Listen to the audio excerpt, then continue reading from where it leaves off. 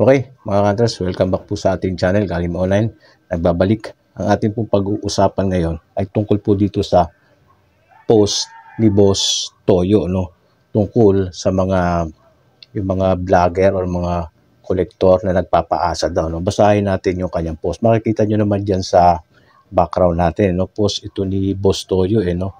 Ginawa ko itong content na to 22 hours ago after ma-post ni Boss Toyo. Ang sabi niya dito, mga bro, please lang sa mga content creator na nagpapaasa ng mga tao tulad ng itago natin siyang Sir. Hindi niya talaga minention yung pangalan dito, no? Pero kung mapapansin niyo, yung pangalan ay nagsisimula sa letter A. Tapos yung dulo N. N.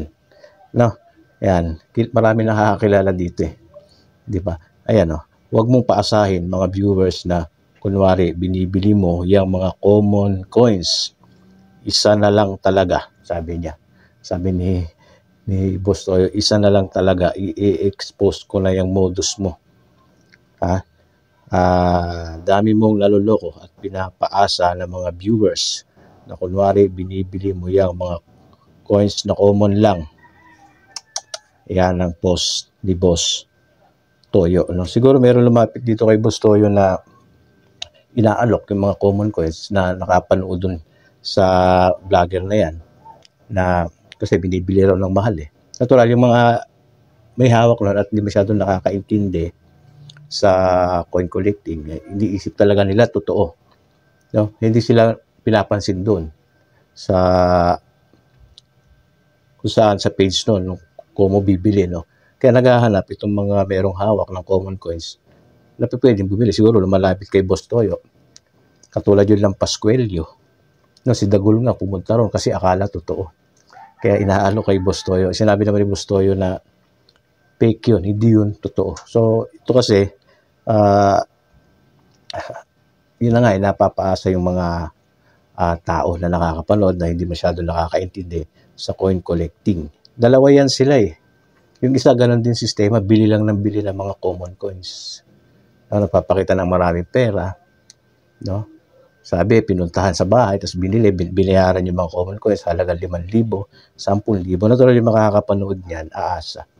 And kahit dito sa page ko, sa maliit kong page, maraming nag-aalok eh. No?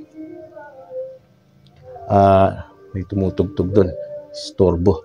So, tuloy natin, ayan daw, isa na lang at i-expose ka na kapag di ka tumigil sa ginagawa mo.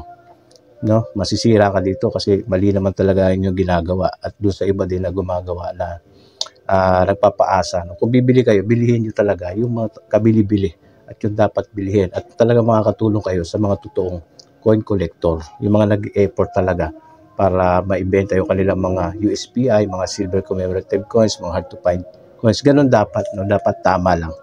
So, hanggang dito na lang. Mga hunters, iwan kayo ng opinion dyan at lumalakas yung tugtog dun sa kabilang ibayo. Makaka-copyright ako nito eh. No? So, ayan. So, okay yan, Boss Toyo. Pangalanan mo lang sa susunod para talagang malaman ng mga tao na mali yung kanilang ginagawa. Diba? Oh. Comment nyo dyan. Alam ko, kilala nyo yung tinutukoy niyan. Mga ka-hunters. Hindi dapat tularan ito. Dapat tama lang. No? Kung dito sa coin industry, dapat tama lang. So, yung kayo ng opinion, follow and subscribe kayo sa ating page. Maraming salamat. God bless.